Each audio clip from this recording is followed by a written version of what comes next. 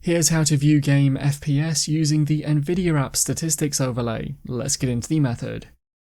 First, try pressing the keyboard shortcut of Alt+R for Romeo to open the stats overlay.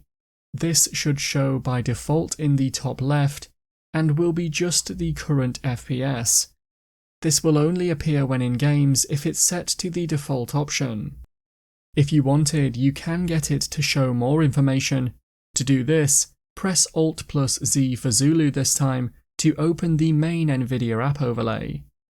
Select Statistics at the bottom of this menu, and then you could change the Statistics View option to one of the other options. If you choose Custom, you can select exactly which data will show, but you will need to ensure you toggle on the FPS option. You could then try manually toggling the overlay with the switch at the top. You might need to press Alt+Z to close the main Nvidia overlay, as the statistics will appear behind this. You can now toggle it with Alt+R. If it says NA for the FPS, that will be because you aren't in a game that the Nvidia overlay recognizes. You can add a game by going to the Graphics section on the left, then make sure you are in the Program Settings tab at the top.